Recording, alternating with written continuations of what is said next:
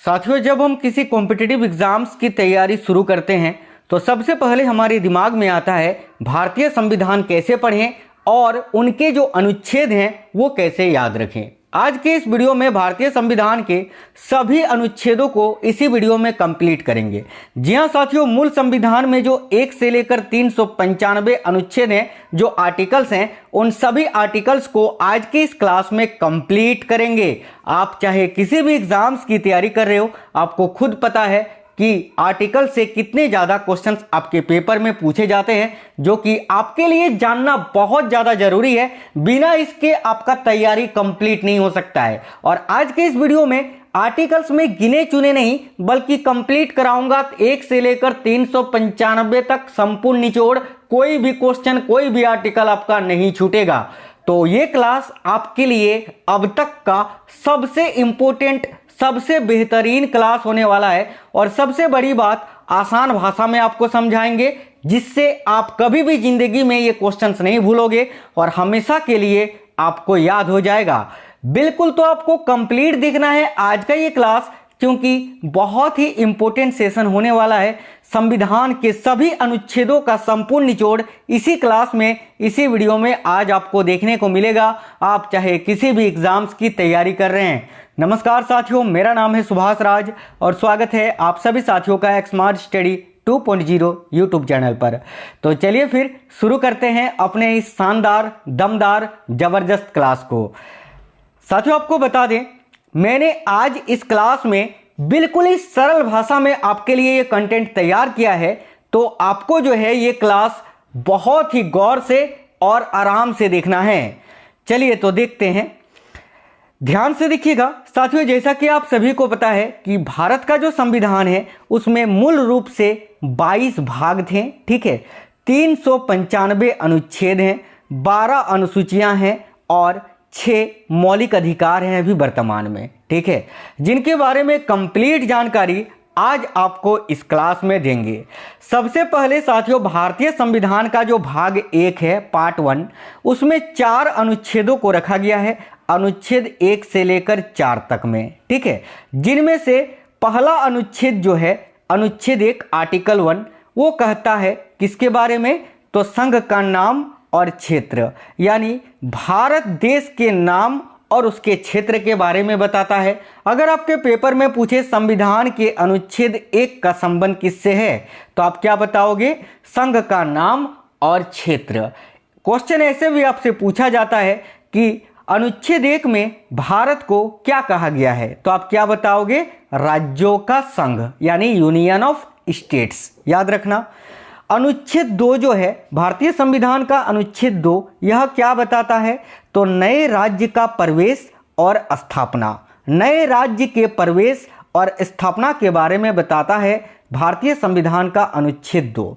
यहाँ बात करें अनुच्छेद 3 की, तो भारतीय संविधान का जो अनुच्छेद 3 है, ये किसके बारे में बताता है, तो देखिए, नए राज्यों का गठन तथा विद्यमान राज्यों के क्षेत्रों, सीमाओं एवं नाम में परिवर्तन के बारे में बताता है। यानी अगर किसी भी राज्य का नाम बदलना हो, उसकी सीमा में परिवर्तन करना हो, एक राज्य को काट कर 2 अलग अलग राज्य बनाना हो, तो उसका प्रावधान संविधान के कौन से अनुच्छेद में है, तो आप ये बताओगे कि सर अनुच्छेद 3 में है।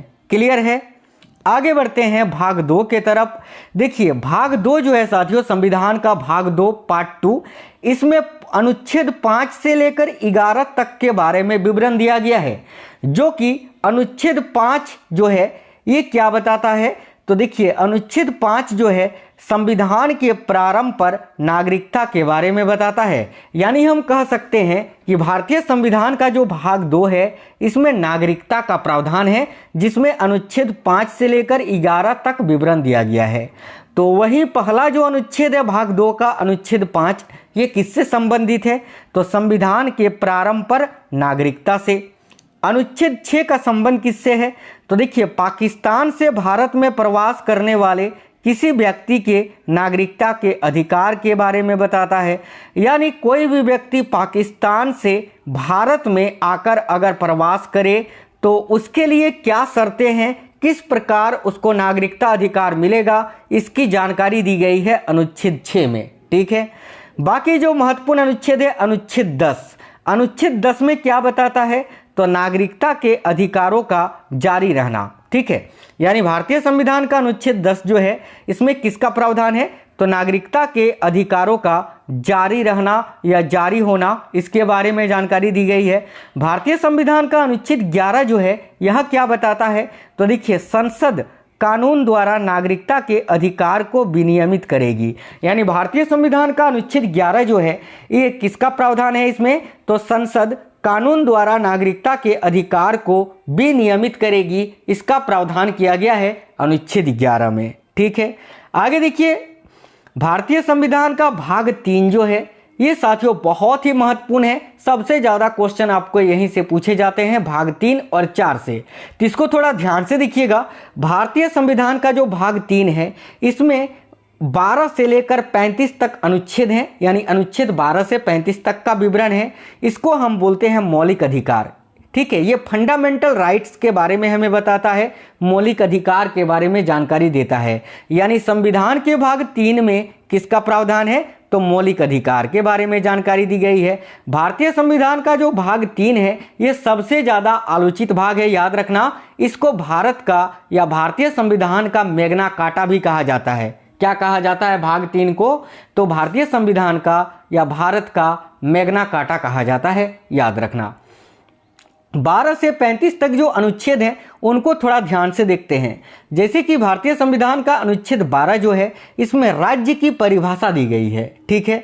अनुच्छेद 13 जो है ये मूल अधिकारों से असंगत या उनका अपमान करने वाले कानून के बारे में बताता है, ठीक है। अनुच्छेद 13 में किसका प्रावधान है, तो याद रखना मूल अधिकारों से असंगत या उनका अपमान करने वाले कानून का प्रावधान करता है, ठीक है।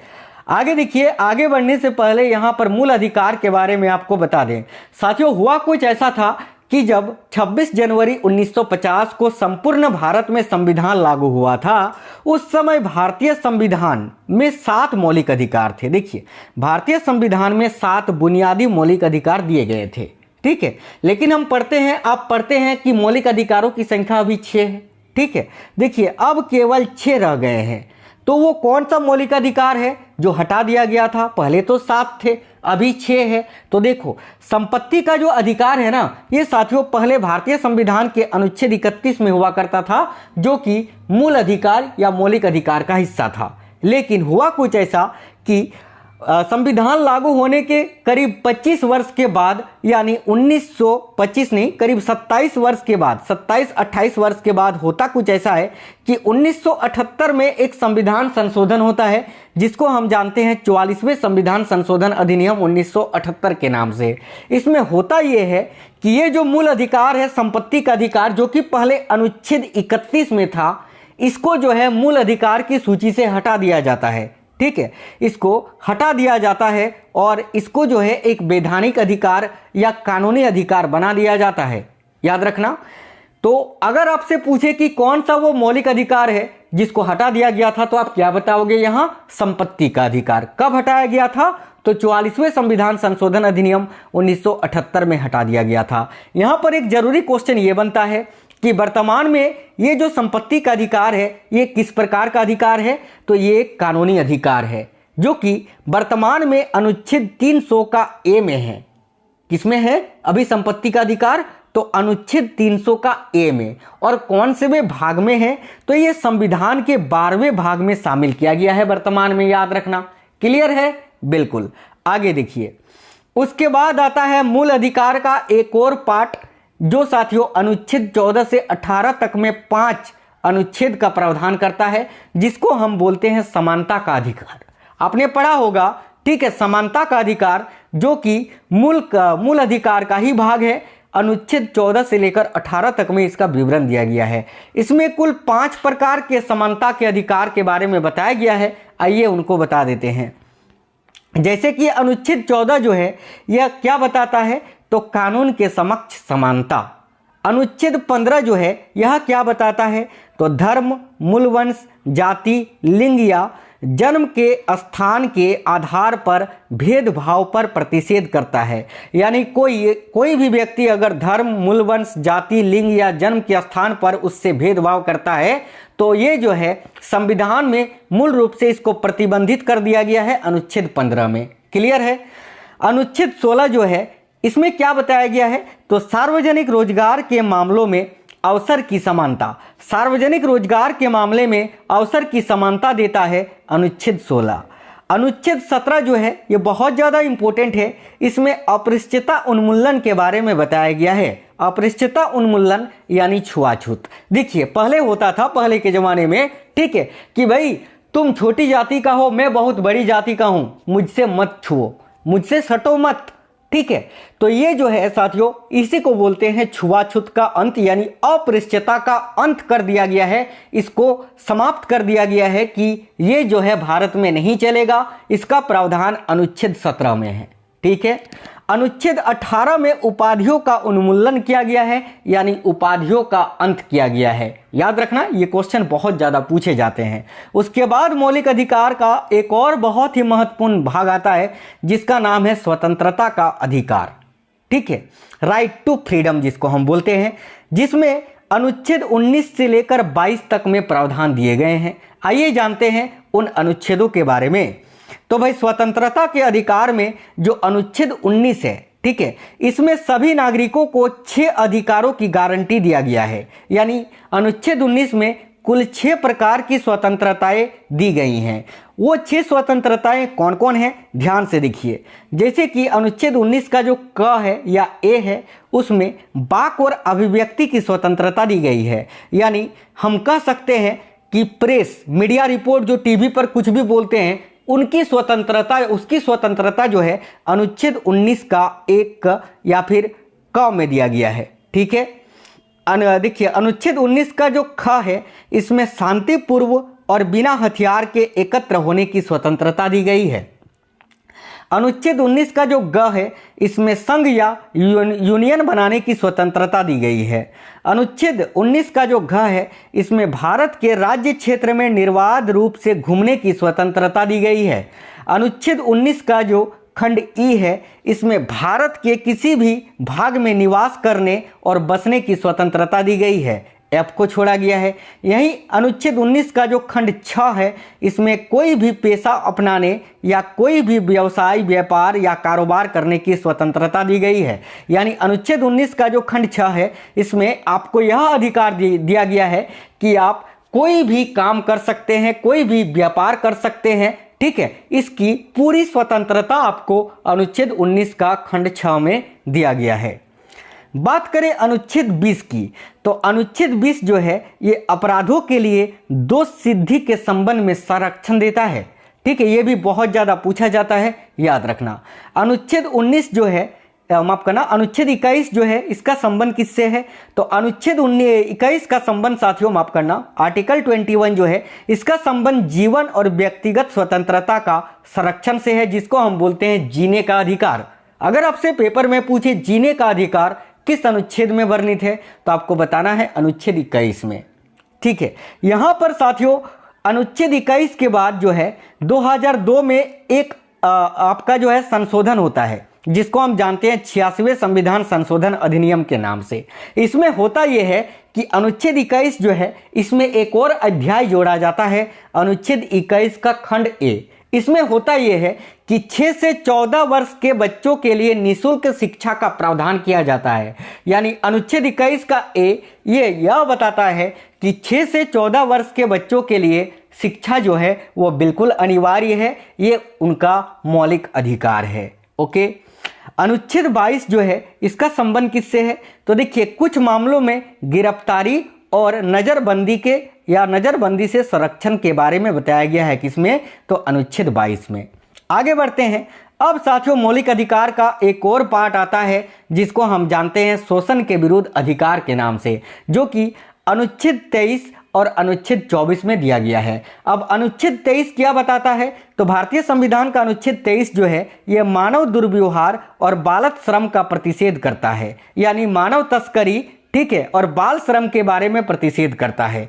यही अनुच्छेद 24 जो है यह क्या बताता है, तो कारखानों और खदानों में बच्चों को या बच्चों के रोजगार पर प्रतिबंध। यानी आपको सरल भाषा में अगर समझाएं तो अनुच्छेद 24 में यह बताया गया है कि 14 वर्ष या उससे कम आयु के बच्चों को आप कारखानों खदानों पर काम पर नहीं लगा सकते हैं। ठीक है, आगे बढ़ते हैं। यहीं पर मौलिक अधिकार का एक और पार्ट निकल कर आता है जिसमें अनुच्छेद 25 से 28 तक में प्रावधान दिया गया है, जिसको आप जानते हैं धार्मिक स्वतंत्रता का अधिकार के नाम से। यानी अनुच्छेद 25 से 28 में धर्म के बारे में बताया गया है। जैसे कि अनुच्छेद 25 जो है इसमें किसका प्रावधान है, जैसे कि देखिए अनुच्छेद 25 अंतकरण की स्वतंत्रता, इसके अलावा धर्म की अबाध रूप से मानने, आचरण और प्रचार प्रसार करने की स्वतंत्रता के बारे में बताया गया है। यानी कोई भी धर्म हो उसको अपने धर्म के बारे में प्रचार करने का पूरा अधिकार अनुच्छेद 25 देता है। जैसे कि सिखों के द्वारा कृपान धारण करना, ये सभी जो है अनुच्छेद 25 के अंतर्गत आता है। बात करें अगर अनुच्छेद 26 की, तो इसमें धार्मिक मामलों के प्रबंधन की स्वतंत्रता दी गई है। जो धार्मिक मामले हैं उनके बारे में प्रबंधन जो है उसकी स्वतंत्रता दी गई है। बात करें अनुच्छेद 27 की, तो अनुच्छेद 27 में किसी विशेष धर्म के प्रचार हेतु कर देने की स्वतंत्रता देता है। यानी किसी विशेष धर्म का अगर प्रचार करना है तो उसके लिए टैक्स यानी कर देने की स्वतंत्रता के बारे में बताया गया है अनुच्छेद 27 में। यही अनुच्छेद 28 जो है इसमें धार्मिक शिक्षा में भाग लेने का या भाग लेने से स्वतंत्रता के बारे में बताया गया है। यानी कोई भी धर्म के आधार पर अगर शिक्षा दी जा रही है तो वहां पर आप भाग ले सकते हैं बिल्कुल स्वतंत्र रूप से। इसका प्रावधान अनुच्छेद 28 में दिया गया है। आगे बढ़ते हैं। यही मौलिक अधिकार का एक और पार्ट निकल कर आता है जो कि अनुच्छेद 29 और 30 में दिया गया है, और इसको हम जानते हैं सांस्कृतिक और शैक्षिक अधिकार के नाम से। उसमें से अनुच्छेद 29 जो है ये देखिए अल्पसंख्यकों के हितों के संरक्षण के बारे में बताता है। ये बहुत ज़्यादा पूछा जाता है, इसको आप याद रखना। हालांकि सभी आपको याद रखने हैं, ठीक है। और यहीं पर अनुच्छेद 30 जो है यह क्या बताता है, तो देखिए भारतीय संविधान का जो अनुच्छेद 30 है इसका संबंध किससे है, तो देखिए अल्पसंख्यकों को शैक्षणिक संस्थाएं स्थापित करने और उनका प्रशासन करने का अधिकार देता है। किसमें, तो अनुच्छेद 30 में।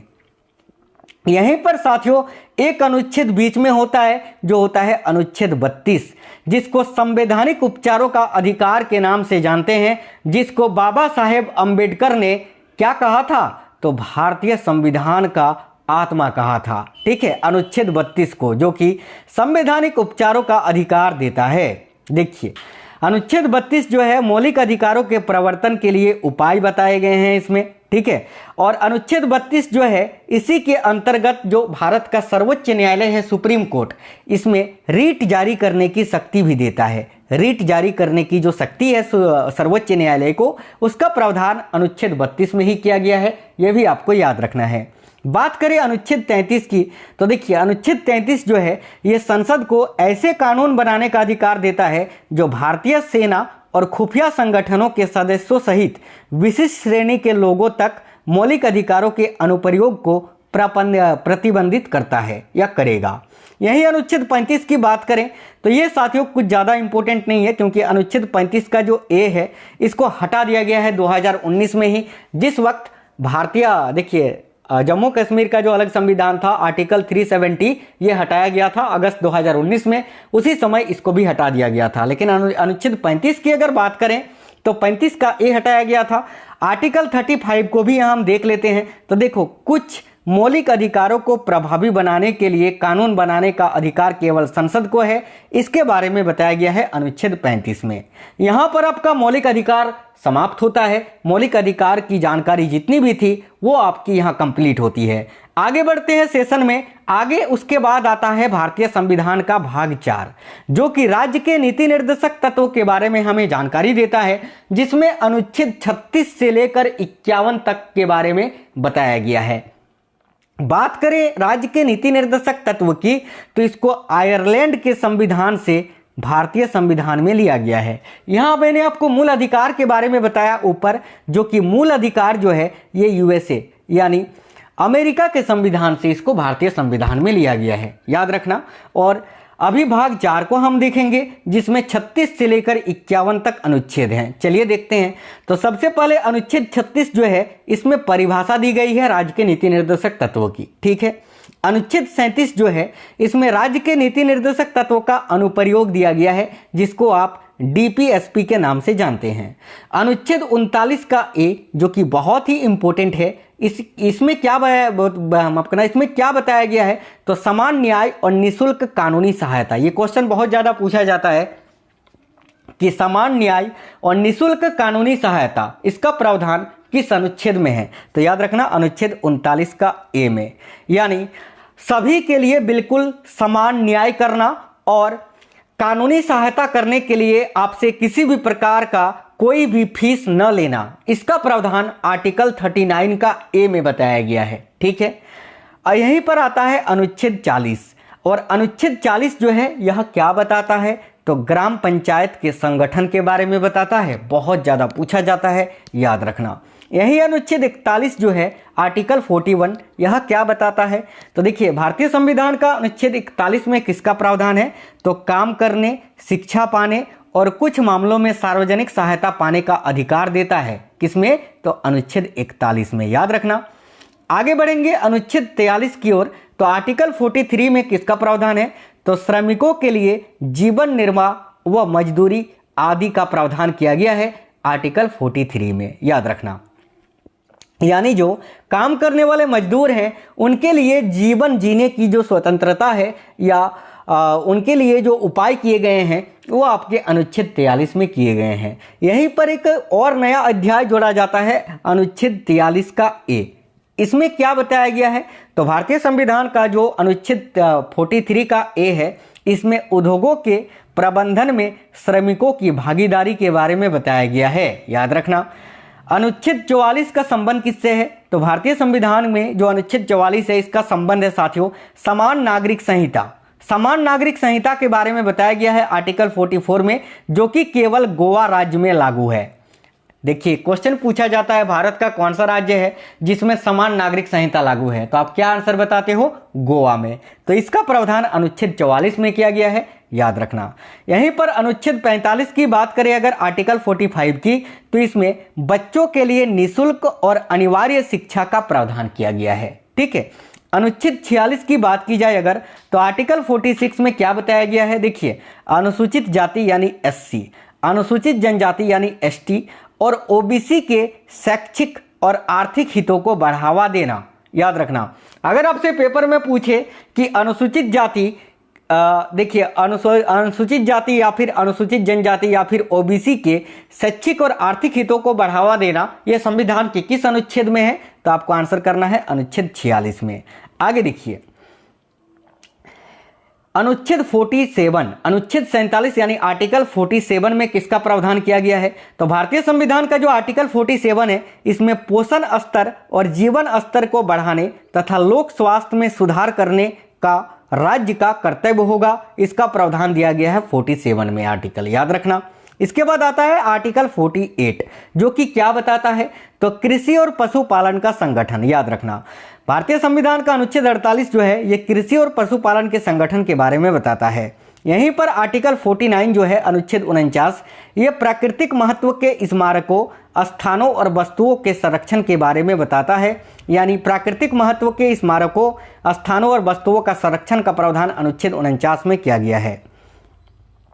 भारतीय संविधान का अनुच्छेद 50 का संबंध किससे है, तो अनुच्छेद 50 जो है ये देखिए न्यायपालिका का कार्यपालिका से पृथक्करण का विवरण करता है। यानी आपसे क्वेश्चन ऐसा पूछ सकता है कि भारतीय संविधान का कौन सा अनुच्छेद है जिसमें न्यायपालिका का कार्यपालिका से पृथक्करण का उल्लेख है, तो आपको आंसर करना है अनुच्छेद 50। अनुच्छेद 51 जो है ये बहुत ज़्यादा पेपर में पूछा जाता है, तो याद रखना अनुच्छेद 51 जो है साथियों यह अंतर्राष्ट्रीय शांति और सुरक्षा को बढ़ावा देता है, ठीक है। आगे देखिए साथियों यहीं पर अनुच्छेद 51 के साथ आपका राज्य का नीति निर्देशक तत्व भी समाप्त होता है, यानी राज्य के नीति निर्देशक तत्वों में जितने भी प्रावधान थे मैंने आपको बारीकी से बता दिया। आगे बढ़ते हैं, उसके बाद आता है साथियों यहाँ पर अनुच्छेद 51 का ए जिसको संविधान के भाग 4 का ए में जोड़ा गया है, मौलिक कर्तव्य।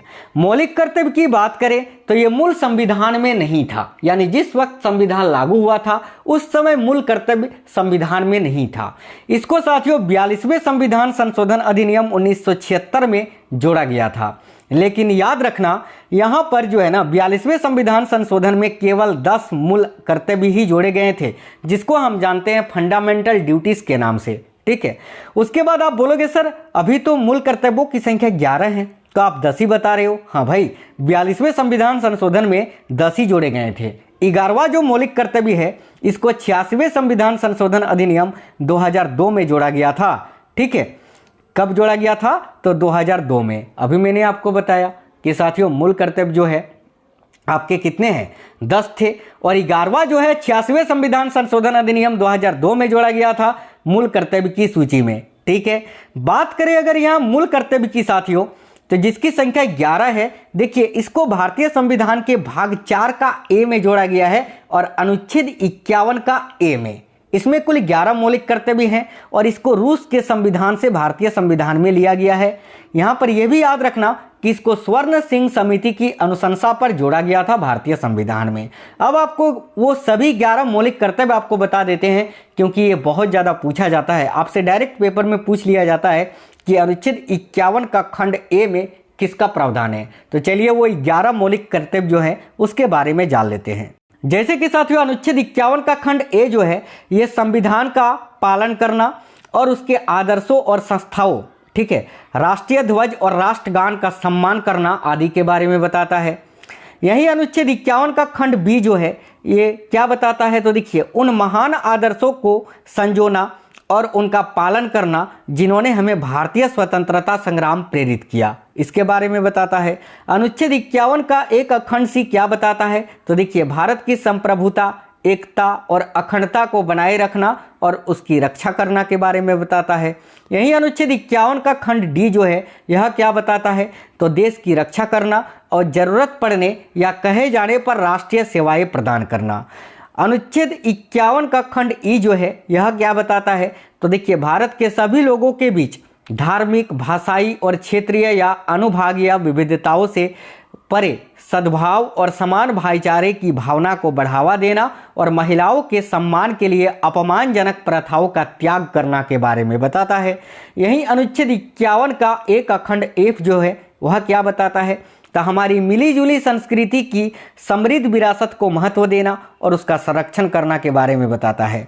अनुच्छेद 51 का जो खंड जी है यह क्या बताता है? तो वनों, झीलों, नदियों और वन्य जीवों सहित प्राकृतिक पर्यावरण को महत्व देना, उसकी रक्षा करना और उसमें सुधार करना और जीवित प्राणियों के प्रति दया भाव रखना के बारे में बताता है। अनुच्छेद 51 का खंड एच जो है ये वैज्ञानिक सोच, मानवता और जांच और सुधार की भावना का विकास करना के बारे में बताता है। अनुच्छेद 51 का खंड आई जो है यह सार्वजनिक संपत्ति की रक्षा करना और हिंसा से दूर रहना के बारे में बताता है। अनुच्छेद 51 का खंड जे जो है यह व्यक्तिगत और सामूहिक गतिविधि के सभी क्षेत्रों में उत्कृष्टता की दिशा में प्रयास करना ताकि राष्ट्र निरंतर प्रयास और उपलब्धि के उच्च स्तर तक पहुंच सके, इसके बारे में बताता है। यही अनुच्छेद 51 का खंड के या 11वां जो मौलिक कर्तव्य है, देखिए ये माता पिता या अभिभावक का अपने बच्चे को शिक्षा के अवसर प्रदान करने का कर्तव्य 6 से 14 वर्ष की आयु के बीच के सभी बच्चों को शिक्षा संबंधी प्रावधान के बारे में बताता है। और इसको जो है ना ये जो 11वां मौलिक कर्तव्य है इसको 86वें संविधान संशोधन अधिनियम 2002 में जोड़ा गया था।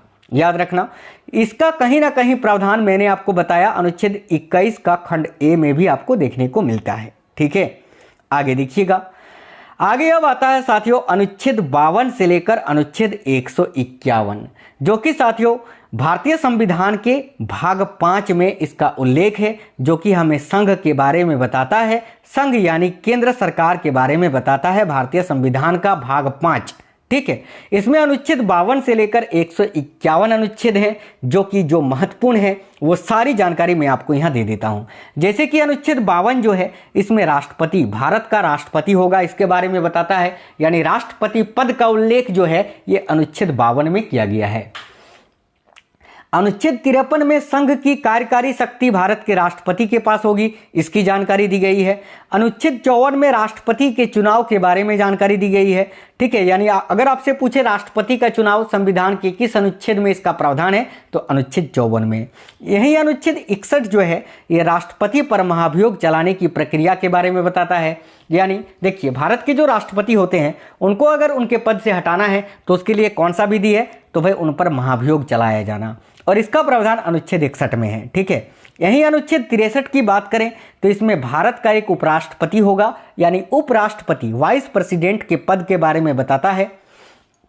अनुच्छेद 64 जो है इसमें उपराष्ट्रपति का राज्यसभा का पदेन अध्यक्ष होना के बारे में बताता है। देखिए, उपराष्ट्रपति जो होते हैं ये राज्यसभा के पदेन अध्यक्ष होते हैं, इसकी जानकारी अनुच्छेद 64 में दी गई है। ठीक है, आगे देखिए, अनुच्छेद 66 जो है ये उपराष्ट्रपति के चुनाव के बारे में हमें जानकारी देता है। ठीक है, अनुच्छेद 72 जो है ये राष्ट्रपति की क्षमादान शक्तियों के बारे में बताता है। अनुच्छेद 74 जो है ये मंत्रिपरिषद राष्ट्रपति को सहायता और सलाह देगी, इसके बारे में हमें जानकारी देती है। अनुच्छेद 76 जो है ये भारत के महान्यायवादी पद की स्थापना के बारे में बताता है, यानी भारत के जो अटॉर्नी जनरल हैं उनकी नियुक्ति संविधान के किस अनुच्छेद के तहत की जाती है, तो आर्टिकल 76 के तहत। यही अनुच्छेद 79 की बात करें तो संसद के बारे में हमें बताता है, संसद के गठन के बारे में। ठीक है, कि भारत में एक संसद होगा जिसमें राज्यसभा और लोकसभा होंगे। ठीक है, यही अनुच्छेद 80 जो है इसमें केवल राज्यसभा की संरचना दी गई है, राज्यसभा के बारे में। अनुच्छेद 81 जो है इसमें लोकसभा की संरचना दी गई है, यानी लोकसभा की संपूर्ण जानकारी अनुच्छेद 81 में की गई है। यही अनुच्छेद 83 की बात करें 83 की, तो इसमें संसद के सदनों की अवधि के बारे में बताया गया है। ठीक है, याद रखना। यही अनुच्छेद देखिए, अनुच्छेद 93 की बात करें आर्टिकल 93 की, तो इसमें लोकसभा के अध्यक्ष और उपाध्यक्ष के बारे में यहाँ जानकारी दी गई है। साथियों याद रखना। अनुच्छेद 105 की बात करें तो इसमें संसद की शक्तियाँ के विशेष अधिकार आदि के बारे में हमें जानकारी देता है। ठीक है, यही साथियों देखिए बीच में एक और अनुच्छेद है 108 जो कि संसद की संयुक्त अधिवेशन के बारे में हमें बताता है। अनुच्छेद 108 जो है ये संसद की संयुक्त अधिवेशन के बारे में बताता है। ठीक है, यहीं पर अगर हम बात करें साथियों अनुच्छेद, देखिए यहाँ पर एक अनुच्छेद छूटा था, मैं आपको बता देता हूँ। अनुच्छेद 85 का खंड बी जो है, खंड 2, ये क्या बताता है, तो भाई देखिए राष्ट्रपति जो है मंत्रिपरिषद को, राष्ट्रपति जो है लोकसभा को भंग कर सकते हैं प्रधानमंत्री की सलाह पर, इसके बारे में जानकारी दी गई है। यही एक और अनुच्छेद था आर्टिकल 74 जो कि मंत्रिपरिषद के बारे में हमें जानकारी देता है। ठीक है, आगे देखिए अनुच्छेद 109 जो है इसमें क्या बताया गया है, तो अनुच्छेद 109 में धन विधेयक के संबंध में विशेष प्रक्रिया के बारे में बताया गया है।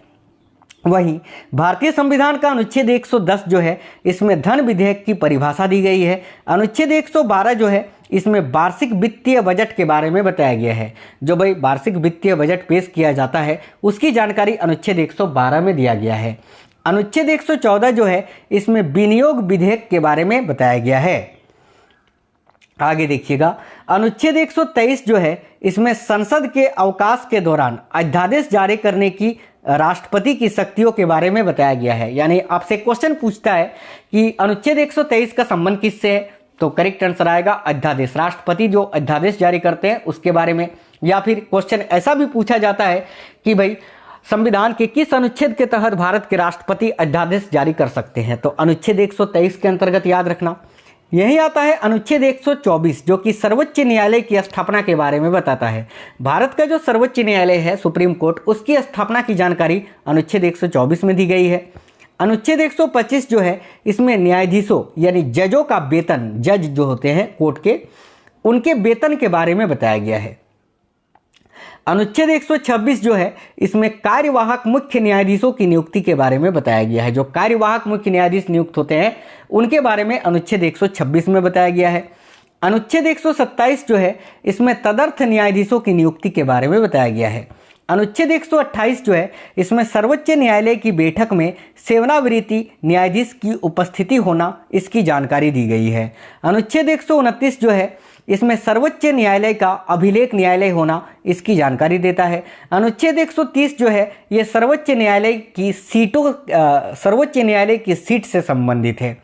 अनुच्छेद 136 का संबंध किससे है? तो देखिए सर्वोच्च न्यायालय में अपील के लिए विशेष अनुमति से संबंधित है। यही साथियों भारतीय संविधान का अनुच्छेद 137 जो है यह क्या बताता है? तो भाई सर्वोच्च न्यायालय द्वारा निर्णय या आदेश की समीक्षा करना। अनुच्छेद 141 का संबंध किससे है? तो देखिए भारत के सर्वोच्च न्यायालय का निर्णय सभी न्यायालय पर बाध्यकारी होगा, इसके बारे में बताता है। यानी भारत का जो सुप्रीम कोर्ट है इसका जो निर्णय है सभी कोर्टों को, सभी न्यायालयों को ये जो है मानना पड़ेगा, इसके बारे में बताया गया है 141 में। अनुच्छेद 148 जो है इसमें भारत के नियंत्रक एवं महालेखा परीक्षक यानी कैग की नियुक्ति के बारे में बताया गया है कि भाई भारत के एक नियंत्रक एवं महालेखा परीक्षक होंगे जिनकी नियुक्ति भारत के राष्ट्रपति करेंगे। यही अनुच्छेद 149 जो है इसमें देखिए सीएजी के कर्तव्य और शक्तियों के बारे में बताया गया है। ठीक है, आगे देखिए इसके बाद आता है साथियों आपका भारतीय संविधान का भाग 6। इसमें अनुच्छेद 152 से 237 तक में जानकारी दी गई है जो कि राज्यों के बारे में या राज्य सरकार के बारे में बताता है। जैसे कि अनुच्छेद 153 का संबंध किससे है? तो राज्य के राज्यपाल से, यानी सभी राज्यों में एक राज्यपाल होगा, यानी राज्यपाल के पद के बारे में अनुच्छेद 153 में बताया गया है। संविधान के अनुच्छेद 154 का संबंध किससे है? तो राज्य की कार्यकारी, देखिए राज्यपाल की कार्यकारी शक्तियों के बारे में बताया गया है। अनुच्छेद 161 का संबंध किससे है? तो राज्यपाल की क्षमादान शक्तियों के बारे में बताया गया है। अनुच्छेद 165 का संबंध किससे है? तो राज्य के महाधिवक्ता से संबंधित है। ठीक है, आगे देखिए संविधान के अनुच्छेद 213 का संबंध किससे है? तो अध्यादेश जारी करने की राज्यपाल की शक्ति के बारे में हमें बताता है। भारतीय संविधान का अनुच्छेद 214 का संबंध किससे है? तो राज्यों के लिए उच्च न्यायालय की स्थापना की जाए, इसके बारे में बताता है। आगे देखिए संविधान का अनुच्छेद 215 यह क्या बताता है? तो उच्च न्यायालयों का अभिलेख न्यायालय होना, इसकी जानकारी अनुच्छेद 215 में दी गई है। भारतीय संविधान का अनुच्छेद 226 काफी महत्वपूर्ण है, याद रखना, यह उच्च न्यायालय को कुछ रीट जारी करने की शक्ति देता है। ठीक है, आगे देखिए अनुच्छेद 233 का संबंध किससे है? तो भाई जिला न्यायाधीशों की नियुक्ति से संबंधित है। अनुच्छेद 235 का संबंध किससे है? तो अधीनस्थ न्यायालयों पर नियंत्रण की शक्तियों के बारे में बताता है, या अधीनस्थ न्यायालयों का नियंत्रण के बारे में जानकारी दी गई है अनुच्छेद 235 में, याद रखना। ठीक है, देखिए यहीं पर एक और अनुच्छेद आता है अनुच्छेद 263 जो कि साथियों अंतर्राज्यीय परिषद के गठन के बारे में बताता है, याद रखना। ठीक है, आगे देखिए यहीं पर आपका आता है संविधान का भाग 7 जो कि निरस्त के बारे में बताया गया है। ठीक है, जिसमें साथियों एक ही अनुच्छेद है, अनुच्छेद 238 जो कि क्या बताता है? तो देखिए राज्यों की निर्णय लेने की प्रक्रिया में मंत्रिपरिषद के महत्व पर भी प्रकाश डालता है। कौन सा अनुच्छेद? तो अनुच्छेद 238। उसके बाद आता है साथियों भारतीय संविधान का भाग 8 जिसमें अनुच्छेद 239 से 242 तक प्रावधान किए गए हैं जो कि केंद्र शासित प्रदेश के बारे में बताता है। अगर आपसे पूछे भारतीय संविधान का किस भाग में केंद्र शासित प्रदेशों का उल्लेख है, तो भाग 8 में अनुच्छेद 239 से 242 में। जैसे कि देखिए साथियों इसके बाद ये तो हो गया आपका केंद्र शासित प्रदेश के बारे में ही व्याख्या की गई है अनुच्छेद 39 से लेकर 42 तक में, ये आप आसानी से इसको याद कर लोगे। अगला है देखिए उसके बाद आता है साथियों भारतीय संविधान का भाग 9 जो कि पंचायती राज से संबंधित है और अनुच्छेद 243 से लेकर अनुच्छेद 243 के खंड ओ तक में इसकी जानकारी दी गई है। इसमें जो सबसे प्रमुख है वो है अनुच्छेद 243 का ए जो कि ग्राम सभा के गठन के बारे में बताता है, और अनुच्छेद 243 का बी जो कि पंचायतों के गठन से संबंधित है। ठीक है, इससे बाहर आपसे नहीं पूछेगा। आगे आपका आता है साथियों देखिए भारतीय संविधान का भाग 9 का ए, ठीक है, जो कि नगर पालिका से संबंधित है। इसमें अनुच्छेद 243 का खंड पी से अनुच्छेद 243 का जेड जी तक प्रावधान किए गए हैं। जैसे कि देखिए संविधान के भाग 9 का ए जो कि 74वां संशोधन अधिनियम के द्वारा जोड़ा गया था 1992 में। इसमें शहरी स्तर पर स्थानीय स्वशासन का प्रावधान किया गया है। जैसे कि हाईलाइट अनुच्छेद जो पूछे जाते हैं, अनुच्छेद 243 का एस, यह क्या बताता है? तो वार्ड समितियों का गठन और संरचना के बारे में बताता है। अनुच्छेद 243 का खंड यू जो है यह नगर पालिकाओं की अवधि आदि के बारे में बताता है। इसके बाद आता है साथियों भारतीय संविधान का भाग 10 जिसमें अनुच्छेद 244 के बारे में जानकारी दी गई है, जो कि अनुसूचित एवं जनजातीय क्षेत्र के बारे में बताता है।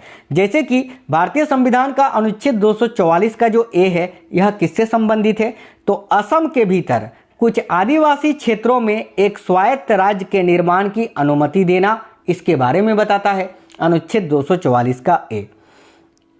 आगे आता है भारतीय संविधान का भाग 11, जिसमें अनुच्छेद 245 से 263 तक में आपकी जानकारी दी गई है। ठीक है, माफ करना, 263 जो है ये आपका भाग 11 में है। ठीक है, जो कि अंतर्राज्यीय परिषद के गठन के बारे में बताता है। 263 अनुच्छेद अभी मैंने आपको बताया था। ठीक है, देखिए अनुच्छेद 245 जो है साथियों, माफ करना, अनुच्छेद 245 से 263 मैंने आपको बताया भाग 11 में इसका प्रावधान है, और ये केंद्र राज्य संबंध के बारे में बताता है। ठीक है, किसके बारे में, केंद्र राज्य संबंध के बारे में विवरण जो है ये अनुच्छेद 245 से लेकर 263 तक में दिया गया है। इसमें एक ही अनुच्छेद है जो सबसे ज्यादा पूछा जाता है, अनुच्छेद 263, जिसमें अंतर्राज्यीय परिषद के गठन के बारे में बताया गया है। वैसे आप याद रखना कि अनुच्छेद 245 से 263 में केंद्र राज्य संबंध के बारे में जानकारी दी गई है।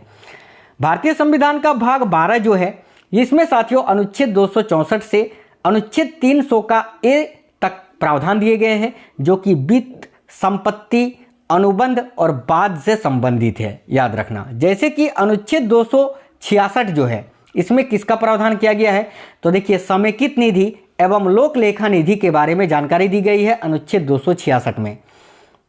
भारतीय संविधान का अनुच्छेद 267 जो है, इसमें किसकी जानकारी दी गई है, तो भारत की आकस्मिकता निधि की। अनुच्छेद 280 के अंतर्गत वित्त आयोग का गठन किया गया है, याद रखना। अनुच्छेद 300 का ए जो है, यह संपत्ति का अधिकार है, जो कि मैंने अभी आपको बताया साथियों, जो कि कानूनी अधिकार है। ठीक है, यही हाईलाइटेड आपके आर्टिकल्स हैं भाग 12 के, इससे बाहर नहीं पूछे जाएंगे।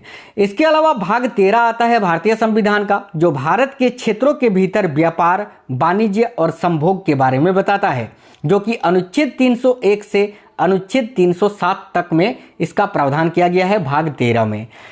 जैसे कि अनुच्छेद 301 जो है, ये व्यापार, वाणिज्य और समागम की स्वतंत्रता देता है। अनुच्छेद 302 जो है, ये व्यापार, वाणिज्य और समागम पर प्रतिबंध लगाने की संसद की शक्ति के बारे में बताता है।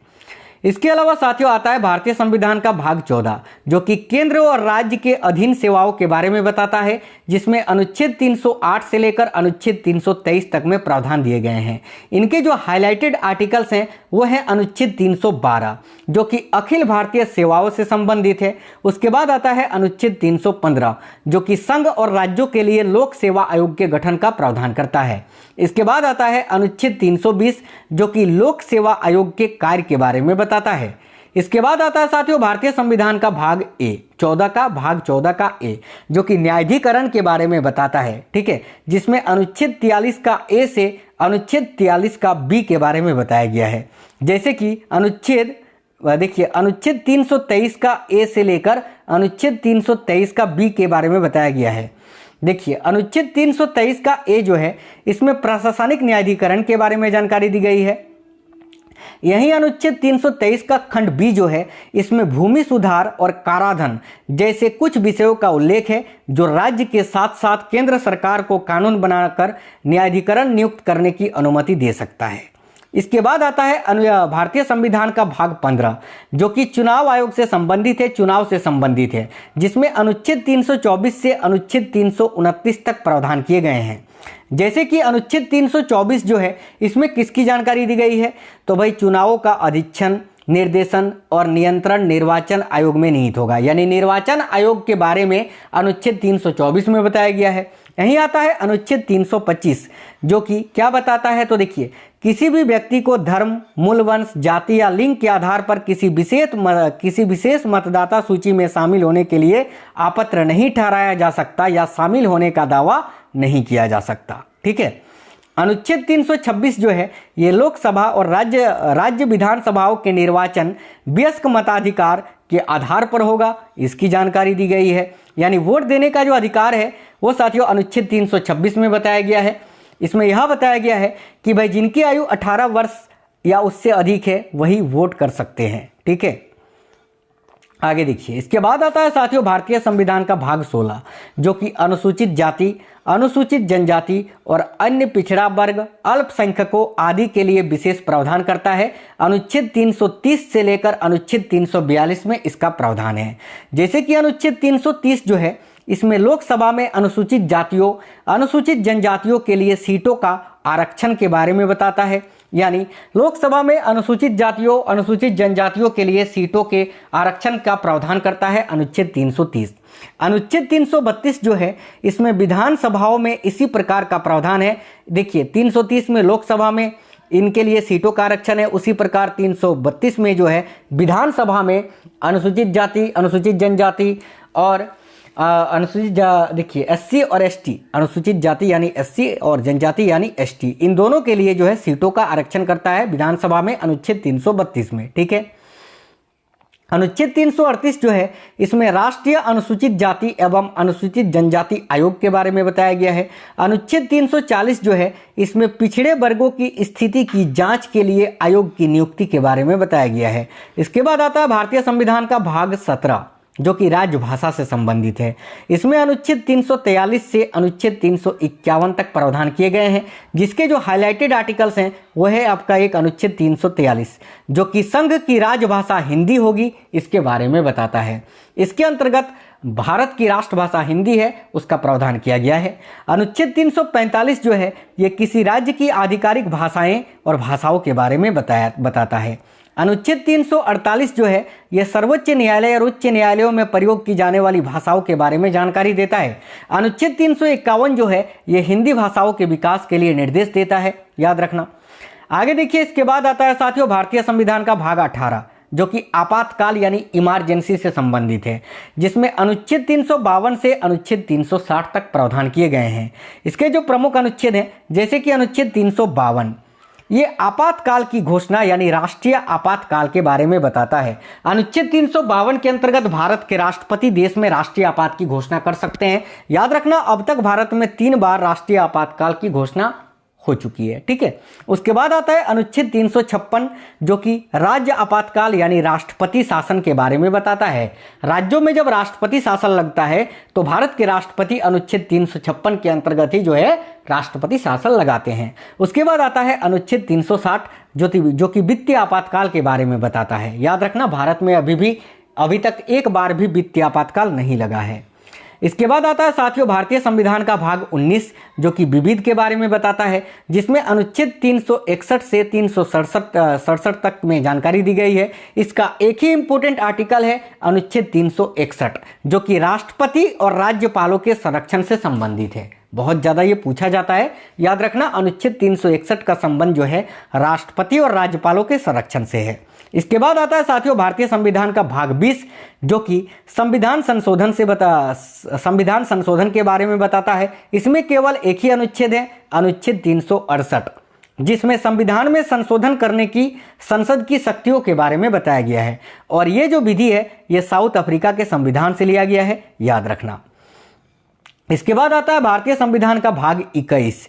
इसमें विशेष संक्रमणकालीन और अस्थायी प्रावधान किए गए हैं, जिसमें अनुच्छेद 369 से 392 तक प्रावधान है।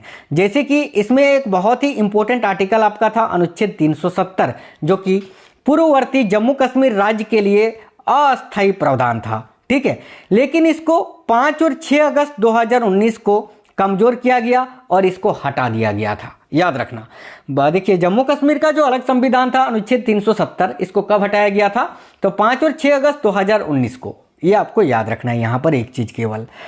उसके बाद आता है साथियों अनुच्छेद 371 का ए जो कि नागालैंड राज्य के बारे में विशेष अधिकार के बारे में बताता है। इसी प्रकार साथियों अनुच्छेद 371 का जे जो है वो हैदराबाद कर्नाटक क्षेत्र के लिए विशेष दर्जा देता है। इसमें साथियों अनुच्छेद 371 के कुछ खंड हैं ABCD करके, जिसमें जो पूर्ववर्ती राज्य हैं उनके बारे में खास करके विशेष प्रावधान के बारे में बताता है। ठीक है, उसके बाद आता है साथियों भारतीय संविधान का अंतिम भाग 22। देखिए इसमें संक्षिप्त पाठ जो है ना, संक्षिप्त पाठ प्रारंभ हिंदी में आधिकारिक पाठ और निरसर के बारे में बताया गया है, जिसमें अनुच्छेद 392 से अनुच्छेद 395 तक प्रावधान किए गए हैं। जैसे कि अनुच्छेद 392 जो है ये कठिनाइयों को दूर करने की राष्ट्रपति की शक्तियों के बारे में बताता है। अनुच्छेद 393 जो है ये संक्षिप्त नाम, यानी इस संविधान को भारत का संविधान कहा जा सकेगा, इसके बारे में बताता है। और यही अनुच्छेद 395 जो है, जो कि अंतिम आपका अनुच्छेद है, यह भारतीय स्वतंत्रता अधिनियम 1947 और भारत सरकार अधिनियम 1935 को निरूपित करता है। याद रखना अनुच्छेद 395। साथियों, ये थे भारतीय संविधान के सभी अनुच्छेदों का संपूर्ण निचोड़। उम्मीद करते हैं आपको आज का ये क्लास पसंद आया है। लगातार साथियों लगभग 1 घंटे तक गला फाड़ के आपके लिए नॉन स्टॉप ये पूरा कंप्लीट किया है।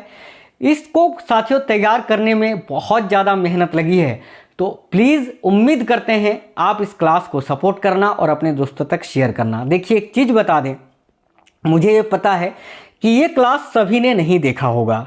मुश्किल से 5 से 7% बच्चे ऐसे हैं जिन्होंने ये क्लास कंप्लीट देखा है। और आजकल कंपटीशन इतना ज़्यादा बढ़ गया है, आपको पता है कि किसका सिलेक्शन होगा। बिल्कुल, जो बच्चे यहाँ तक आए हैं, ठीक है, वही इन 5 से 7% बच्चों के बीच में आते हैं और सिलेक्शन उन्हीं का होता है जो शिद्दत के साथ सच्चे मन से पढ़ाई करते हैं। आपने पूरा क्लास देखा, आपको सारा सब कुछ समझ में आ गया, तो यार सिलेक्शन क्यों नहीं होगा। अपने मन में दृढ़ विश्वास और जो आपकी सफलता पाने की उम्मीद है उसको हमेशा से बनाए रखिए, सफलता आपकी कदम जरूर चूमेगी। आज का ये क्लास आपको कैसा लगा है आप हमें कमेंट बॉक्स में बताना। मैंने अपनी तरह से सरल भाषा में आपको समझाने की पूरी कोशिश की है। अब आपको ये क्लास कैसा लगा है आप ही हमें कमेंट बॉक्स में बता सकते हैं।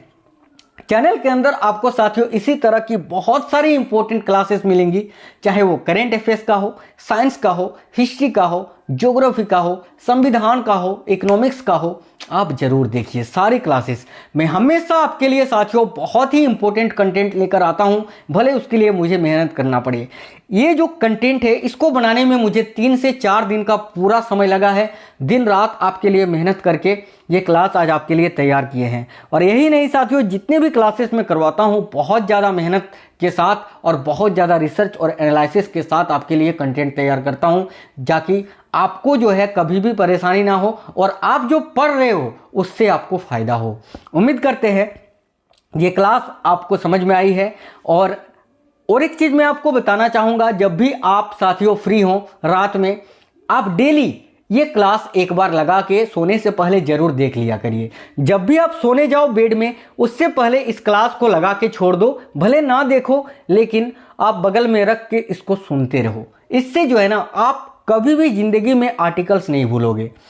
इसके बाद साथियों एक और अभी मैराथन क्लास आएगा, जिसमें जो है आपको कोई एक नया टॉपिक और आएगा, जिसकी संपूर्ण जानकारी आपको एक ही वीडियो में देंगे। चलिए फिर, आप किसी भी एग्ज़ाम की तैयारी करते हो, मेरी दुआ है और उम्मीद करते हैं कि आप उसमें ज़रूर कामयाब होंगे। और क्यों ना होंगे यार, मेहनत कर रहे हो ना, सफलता ज़रूर मिलेगी। साथियों ज़्यादा लंबा नहीं करेंगे, अब बस इजाज़त चाहिए। वीडियो को एक लाइक कर देना, अपने सभी दोस्तों तक आप जहां सके इस वीडियो को फैला देना। नए अगर आप में से कोई भी है, चैनल सब्सक्राइब करके बेल आइकन ऑन कर लेना। मिलते हैं नेक्स्ट वीडियो में। जय हिंद साथियों, वंदे मातरम।